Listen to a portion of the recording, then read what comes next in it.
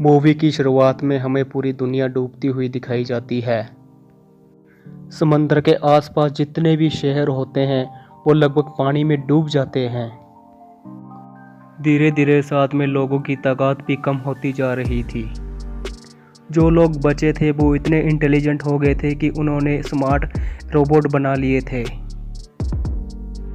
यहाँ पर हमें प्रोफेसर आलू भी दिखाया जाता है, जो लोगों को दिखाते हैं कि हूबहू बिल्कुल इंसानों जैसा एक रोबोट होता है, जो लोगों की बातों को समझ सकता है, जो लोगों की हर बात का जवाब दे सकता है और साथ में ये हर काम कर सकता है जो आम इंसान नहीं कर सकता। लेकिन इस रोबोट के अंदर सिर्फ एक चीज़ नहीं होती जो इंसानों के अंदर होती है, वो होती है इमोशंस, फीलिंग्स। साथ में प्रोफेसर आलू एक ऐलान और करते हैं कि एक रोबोट और बनाएंगे। वो एक बच्चे के रूप में होगा जो हर चीज़ को समझेगा और इमोशन भी समझेगा, और जो इंसान इस रोबोट को खरीदेगा वो बिना मतलब के उसे बहुत ज़्यादा प्यार करेगा। प्रोफेसर आलू से एक सवाल पूछा जाता है कि जो आप नया रोबोट बनाएंगे उस चीज़ की क्या गारंटी है कि लोग भी उसे प्यार करेंगे। प्रोफेसर आलू कहते हैं कि दुनिया में पहला इंसान जब भगवान ने बनाया था, क्या भगवान ने पहले इंसान से प्यार नहीं किया था। इसी कंपनी में एक चुल्लू नाम का आदमी काम करता है, साथ में उसकी बीवी चुल्लू भी दिखाई जाती है। इनके बेटे को बिग चैम्बर में रखा जाता है। इस बिग चैम्बर के अंदर कोमा में चले हुए इंसानों को रखा जाता है और इनकी बेटे की इतनी बुरी हालत थी कि कोमा से बाहर आना इसका नामुमकिन था। मिस्टर चुल्लू और चुल्ली अपने बेटे को बहुत मिस करते होते हैं। इधर प्रोफेसर एक बच्चे के रूप वाला रोबोट बना लेते हैं जिसके अंदर प्यार होता है, इमोशन होता है। ये मिस्टर चुल्लू को बताते हैं इस रोबोट के बारे में, और प्रोफेसर आलू इस रोबोट को मिस्टर चुल्लू को दे देते हैं। मिस्टर चुल्लू उस रोबोट को अपने घर ले आते हैं और ये रोबोट बच्चा बिल्कुल इंसानी बच्चों की तरह दिखता है। इधर चुल्ली अपने बेटे की जगह किसी मशीन को नहीं देना चाहती। वो अपने साथ अपने घर पे इसको रखने के लिए मना कर देती है, लेकिन मिस्टर चुल्लू अपनी पत्नी को समझाता है कि हमें ज़िंदगी को एक मौका देना चाहिए, और मिस्टर चुल्ली उसकी बात को समझ जाती है। मिस्टर चुल्लू अपनी चुल्ली से कहता है कि तुम्हें एक पासवर्ड बोलना होगा, और वो पासवर्ड बोलने के बाद ये रोबोट तुम्हारा हो जाएगा। अगर तुम्हें ये रोबोट नहीं चाहिए तो इस कंपनी में तुम्हें वापस करना होगा, और इस कंपनी के अंदर रोबोट को मार दिया जाएगा। और साथ में कंपनी वालों को रोबोट देने से पहले अच्छी तरह से सोचना होगा, क्योंकि ये रोबोट जिसके घर में रहता है उसकी यादें इसकी मेमोरी में हमेशा के लिए रह जाती है। इसीलिए ये रोबोट किसी और परिवार को नहीं दिया जा सकता, इसीलिए कंपनी वाले ऐसे रोबोट को तोड़ देते हैं। जुल्ली उसको अपने घर में रखने के लिए तैयार तो हो जाती है, लेकिन वो पासवर्ड वो कभी नहीं बोलती है कि जिस पासवर्ड को बोलने के बाद वो रोबोट हमेशा जुल्ली का हो जाएगा। शुरू में जुल्ली उस रोबोट को पसंद नहीं करती है, लेकिन धीरे धीरे जैसे वक्त बीतता जाता है जुल्ली उस रोबोट को प्यार करने लग जाती है। जुल्ली इस रोबोट के अंदर से अपने बेटे को देखने लग जाती है। एक दिन वो जुल्ली पासवर्ड बोल देती है, जिस पासवर्ड को बोलने के बाद वो रोबोट हमेशा के लिए जुल्ली का हो जाएगा। जब वो पासवर्ड जुल्ली बोलती है तो वो रोबोट जुल्ली को माँ कहकर पुकारता है।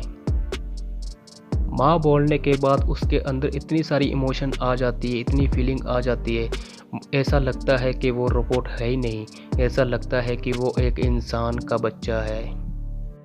रोबोट की वजह से जुल्ली के घर में बहुत ज़्यादा खुशियाँ आ जाती है। जुल्ली भी उसे अपने बेटे की तरह ही रखती है, और रोबोट भी उसे अपनी माँ को पूरा प्यार देता है, उसे अपनी माँ की नज़रों से देखता है। वो अपनी माँ से बहुत ज़्यादा प्यार करने लग जाता है। एक दिन रोबोट अपनी माँ से बोलता है कि माँ तुम मर जाओगी। तो उसकी माँ कहती कि हाँ 50 साल बाद शायद मैं मर जाऊँ। तो रोबोट बोलता है कि माँ मैं चाहता हूँ तुम कभी मत मरो।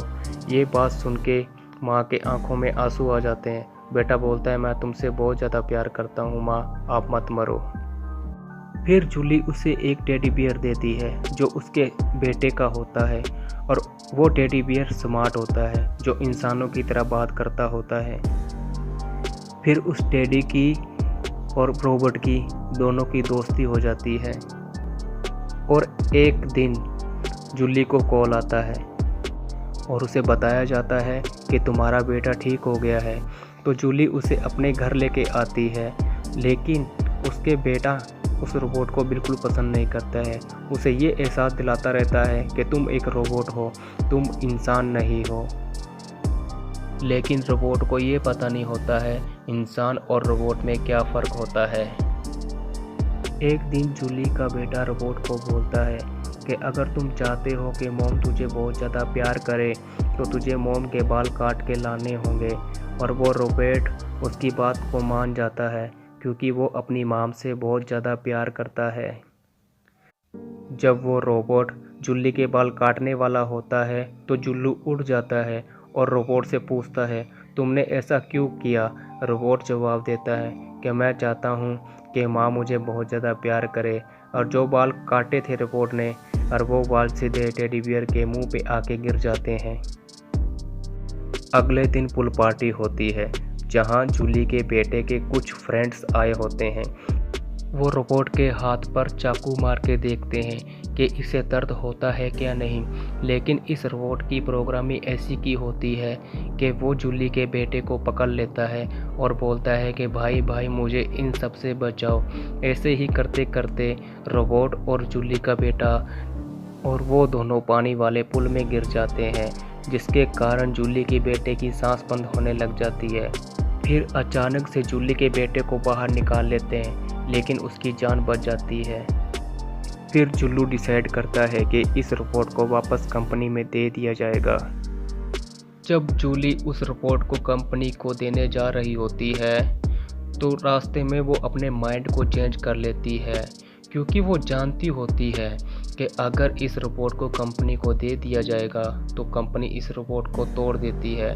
तो बीच रास्ते ही वो कार को रोकती है और रोबोट को बोलती है कि आज के बाद तुम यहीं रहोगे। पहले रोबोट सोचता है कि शायद ये एक गेम होगी, लेकिन मोनिका उसे बार बार बोलती है कि तुम यहीं रहोगे। तो ये बात सुनते ही अंदर से रोबोट टूट जाता है और बच्चों की तरह रोने लग जाता है और कहता है कि माँ मुझे अकेले छोड़ के मत जाओ।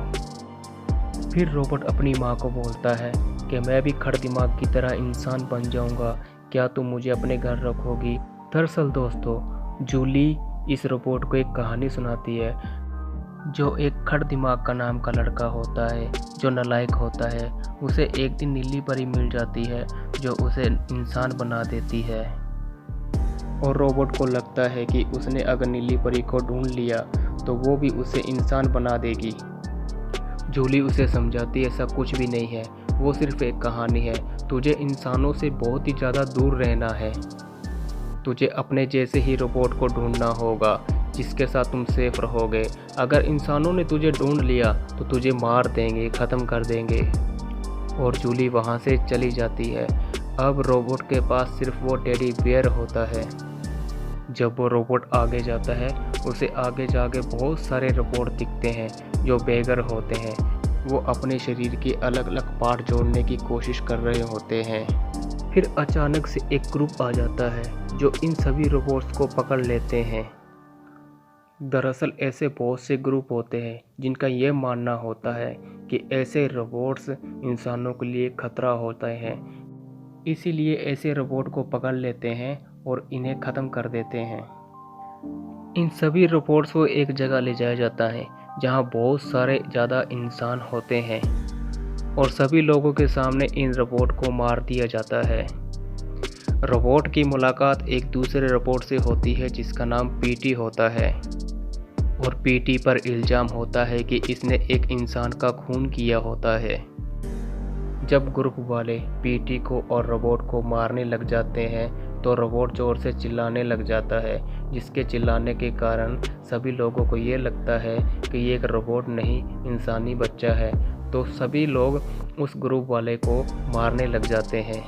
सभी लोग आकर पीटी को और रोबोट को छुड़ा देते हैं। पीटी और रोबोट जंगल की तरफ जाते हैं और वहाँ पीटी को रोबोट बोलता है कि मुझे अपनी माँ के लिए इंसान बनना है और इंसान सिर्फ नीली परी बना सकती है। क्या तुम मुझे बताओगे ये नीली परी कहाँ मिलेगी? ये सुनने के बाद पीटी उसे शहर ले आता है जहाँ उसे वो डॉक्टर नौ से मिलाता है। ये एक होलोग्राफिक इमेज होती है जो इंटरनेट की तरह हमें किसी भी सवाल का जवाब दे सकती है। जहाँ से रोबोट उससे एक सवाल पूछता है कि मैं रोबोट से इंसान कैसे बन सकता हूँ। तभी स्क्रीन पर जवाब लिखा आता है प्रोफेसर आलू, जो किसी भी मशीन को इंसान बना देते हैं। प्रोफेसर आलू वही होते हैं जिसने रोबोट बनाया था। रोबोट पीटी से पूछता है प्रोफेसर आलू कहाँ मिलेंगे। पीटी बताता है कि रॉकफेलर सेंटर जो हिमेनेट में है। मैनेट शहर आधे से ज़्यादा पानी में डूबा हुआ है। फिर पीटी पुलिस वालों का एक जहाज़ चुरा लेता है और ये दोनों वहाँ पहुँच जाते हैं जहाँ इन दोनों को जाना होता है। पीटी रोबोट को छोड़कर वहाँ से चला जाता है।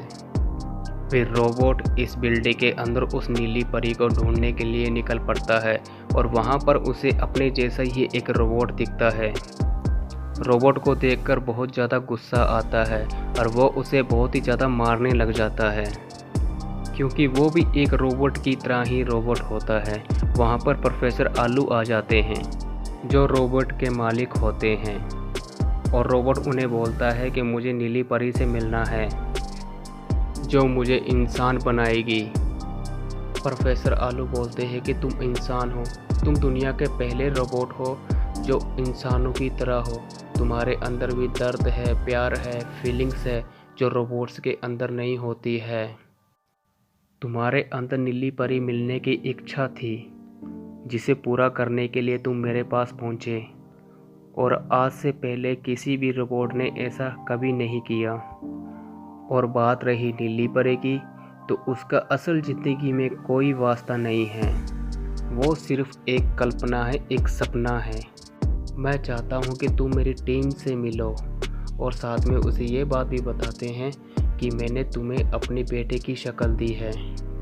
प्रोफेसर आलू रोबोट को छोड़कर अपनी टीम को बुलाने चले जाते हैं। वहाँ पर रोबोट देखता है कि उसके जैसे बहुत सारे रोबोट बना दिए गए हैं और उन सभी रोबोटों को अलग अलग घर में भेजने के लिए तैयारी की गई है। ये सब देखकर रोबोट का दिल टूट जाता है, क्योंकि पूरी दुनिया में जो उसकी पहचान थी वो ख़त्म हो चुकी है। क्योंकि आज तक रोबोट को यही लगता था कि उसके जैसा पूरी दुनिया में कोई नहीं है। वो इंसान बन चुका है, वो सबसे अलग है। अब उसका ये भ्रम टूट जाता है। उसे यकीन हो चुका होता है कि वो एक रोबोट है, कभी भी इंसान नहीं बन पाएगा और उसकी मॉम कभी भी उसे प्यार नहीं करेगी। ये सोचते ही वो रोबोट पानी में कूद जाता है अपने आप को ख़त्म करने के लिए। जब वो पानी के अंदर जाता है तो देखता है कि पूरा का पूरा शहर पानी के अंदर डूब चुका है। इतने में ही पीटी आकर उसे बाहर निकाल लेता है।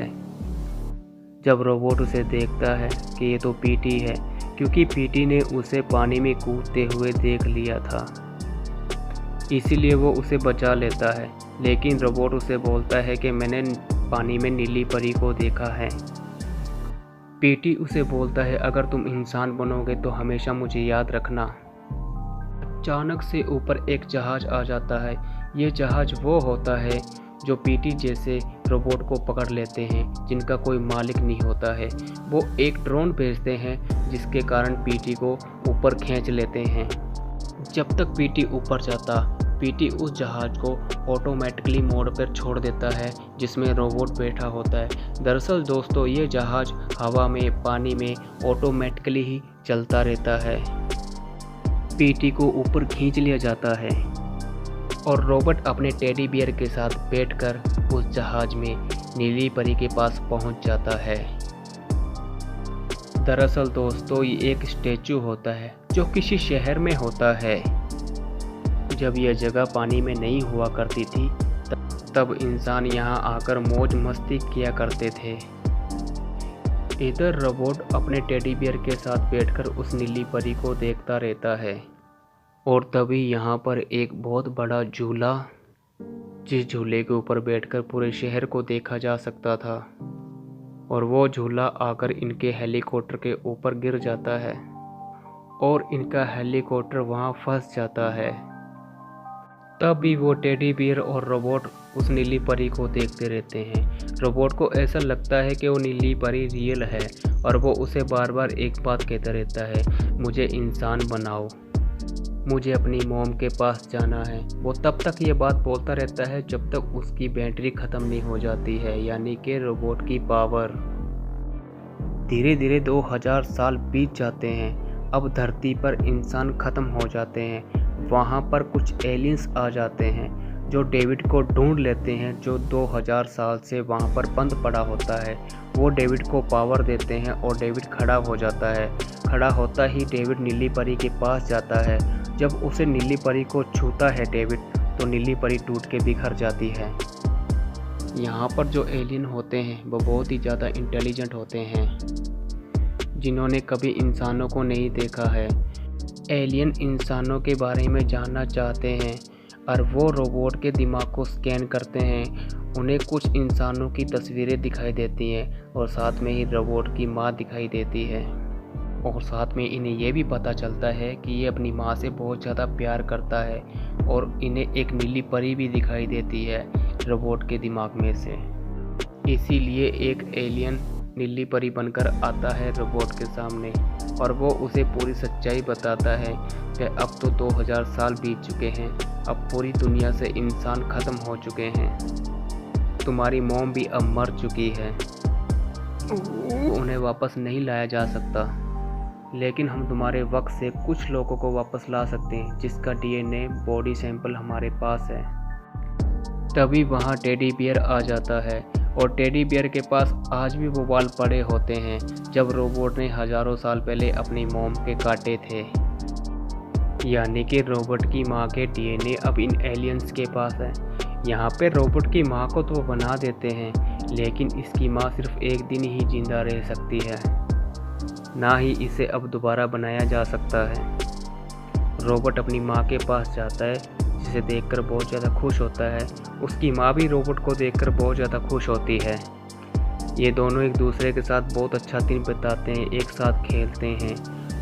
जब रात को उसकी माँ सोने जाती है तो रोबोट को बोलती है कि मैं तुमसे बहुत ज़्यादा प्यार करती हूँ, और उसकी मॉम सो जाती है और वहाँ पे ही रोबोट भी सो जाता है। रोबोट ये बात जानता है कि अब उसकी मॉम कभी भी नहीं उठेगी, लेकिन रोबोट थोड़ा सा खुश होता है क्योंकि उसके दिमाग में अब सपने बनने स्टार्ट हो गए हैं। अब वहीं पे ही ये मूवी ख़त्म हो जाती है।